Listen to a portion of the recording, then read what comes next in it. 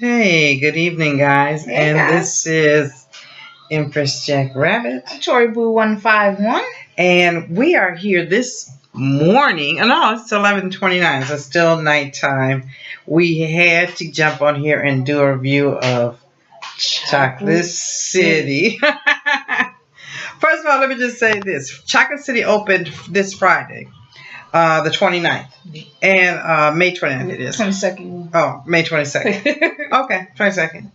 And so we thought, we'll have to wait to see that because in this little podunk place we are, we don't have a movie theater to go and see it. So we said we'll have to wait when we get back to Vegas, or wait for it to come on in demand. So then I said, it's Saturday night, by the way. I said, let's watch a movie.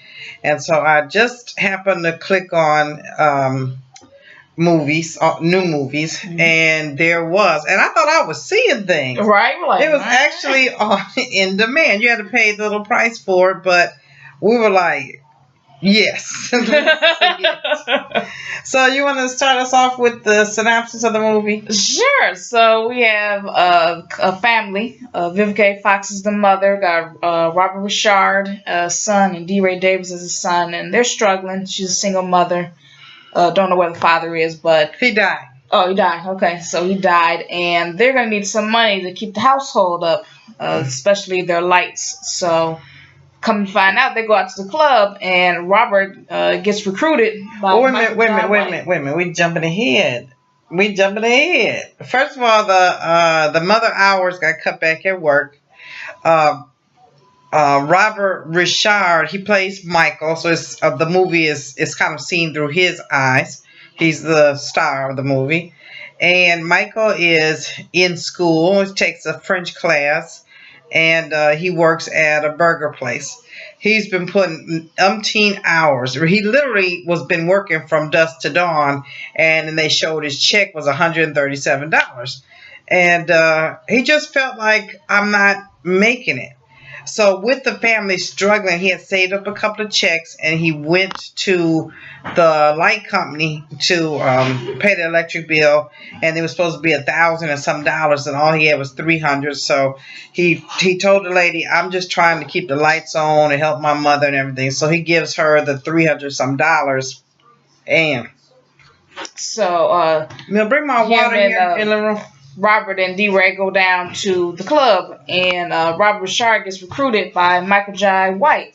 Says he works for a company, gave him his business card. He said, call me if you need me. I got some job open. Of course, it's like, I don't know. Not so much, whatever. And D-Ray's like, jump on it, man. Get on it. Like, he wasn't sure because they met in the bathroom. Yeah, the men's bathroom. Right. So it's like kind of, I don't know about this. Right. But D-Ray's like, we need the money. Go ahead and call him. So they call him at the barbershop, and come to find out, it's a male strip club. Yeah, they go into the club. They see some dancers. They see all the ladies. They get a gist of what it is, but they don't think that that's what they're going to do. No. And so Michael J. White, what was the name of the movie? Princeton. Oh, Princeton, says, this is what we do. Are you with it? And it's not totally nude. And we just give the ladies a fantasy. And he was like, oh, no, this is not for me. He walked out. Yeah, he's uber church boy, by the way. Like, yeah, they very much church and stuff like that. So his brother, which is played by D. Ray, tells him, you know what? We have nothing else going for us. These lights getting ready to get turned off. Let's at least try it. Now, we know that he's going to dance or audition or something because it's 11:30 at night. Right. So who comes for a job application at that time? Of course. So he gets him to agree, and Princeton tells him, you're on in 2 minutes. And they just basically throw him out there. Yeah, he's all like, oh, what am I going to do? He's like, oh, calm down. They know there was can't be amateur night. So, oh, they know you're an amateur. All the men do. Go ahead, just do your thing. The ladies going to like it either way it goes. So he does his thing. Let me just say, Robert Ri'chard, you got the body. Oh, you got exactly he got what I like. body for days. He got the nice skin and color. the love trail and everything. Everything. The green eyes. All of them. It was everything. He had the moves. He had the nice hip motion. Mm-hmm. You know, he wasn't tight. Well, at first he started off a little stiff. He was a little stiff, but like once he started getting into it, it was less and less of that. Mm-hmm. Princeton had showed him a couple of moves and everything.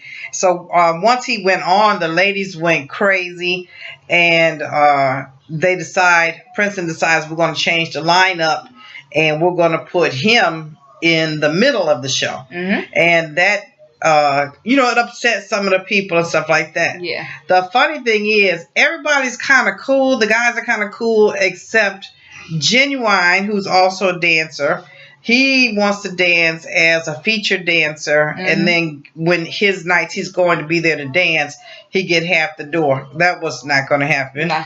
And Tyson Beckford, he was a hater to the max. Just jealous. Right. He was the closing dance. He was supposed to be the best. He has little money shots and all that kind of stuff. And he was good. Oh, yeah. But he had this hate for this new kid. Right. And so, anyways, they go on and he's dancing and he's getting money. He gives his mother some money and she's thinking, I don't want this drug money. Yeah, she says that D-Ray didn't know where the money came from. He's like, I don't know. She's in my face. She's going to kick me out. And he's like, I just saved up my money. It's from the burger place. So he's working at a burger place as well. So I just saved up a couple checks, did some overtime. And the mother's like, nah. I'm not here for it. No, you didn't. But she still doesn't know. She thinks that he got himself up into something bad because she goes and talks to the preacher to say, can you talk to him? I don't know what he's into or what have you. Right. And he's trying to be the man ever since his dad died. And, I'm afraid that he's going to take the wrong path. Right. But he continues to dance, and he becomes more and more of a star there. And the ladies are going absolutely bananas for him. Mm-hmm. He finally takes time away from the burger shop. He works here and there, which the owner confronts him about it, which, by the way, the owner of the burger shop is Raj from What's Happening and What's Happening Now. But anyways, he's confronting him. Why you're not working? Why you're not putting in all the overtime? Right. So he tells his boss at the hamburger shop and his girlfriend he's got another job and he does volunteer work with children at night. And so that kind of covers him for a little bit. Yeah. He rides a bike everywhere. He says he likes it. It gets him cardio and whatnot. But it's not long before he gets a car. Right. But before he gets a car, he ends up dancing so well, he gets the final feature spot. Princeton puts him at the end to close where the star goes. Now, Tyson Beckford is all in his feelings about that. Yeah. He jumps on the phone to call some people, talking about, I got a job for you. And we know it's not going to be nothing nice. No, he calling some goons to come do something for him. Because Tyson is the closing person. So Michael J. White puts Robert at the end. And, of course, he gets in his feelings and calls up his folk. So they do the night, they do a little dancing. Robert comes out to go to his car. Excuse me, Michael. I can't call him Robert. That's his real name. But Michael comes out to go and leave. And he gets jumped by Tyson and his folk. They jump him. They beat him to a pulp. They beat him down, didn't they? Stole his money. Stomped him. His face was busted. So much so, they end up having to put him in the hospital. And Princeton, the club owner, says, don't worry, I'll pay for everything and whatever, which he does. He goes to the hospital, and his brother is there, his girlfriend and her friend show up, and then his mom comes and talks to him. And finally, his mom meets the young lady that he had been talking about, Carmen. His mom kind of got over her fear of why was he acting different, because she found some condoms laying around. Yeah. And then she realized, oh, you're acting with the big head because you got a girlfriend now and you being sexually active, but that really wasn't it. Right. But then the mom finally gets to meet Carmen, and he asks to see her, and they talk. But he never tells them. He does tell them. He gives the lie close to the truth. He says that he got jumped at the club, and they're like, well, what are you doing at the club? And and all that. And he was making up a lie that once he got off of work, he met his brother, and they were in the club, and his brother left, and some people jumped him. So it wasn't long in the hospital, and he came back to work. He came back to work. Michael Jai White was telling him how the ladies was wondering where you were, and we need to bump this up, turn it up. So they do that, and they get a little dance going on, do a little choreography dance. Jeremiah's song, "Don't Tell Him," love that song.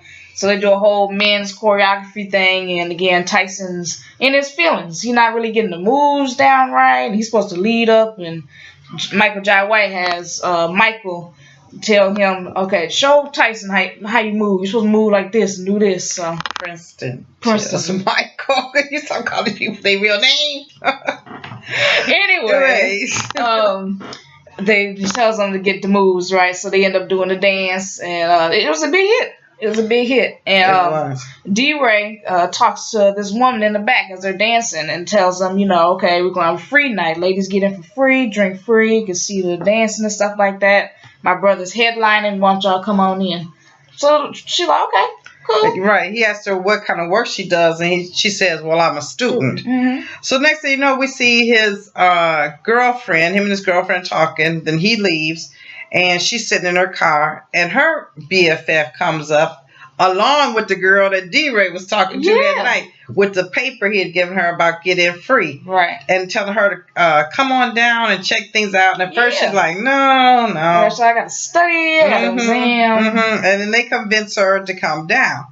Now everything is going to hit the fan. We're so scared. So you see a couple folks come before Michael dancing.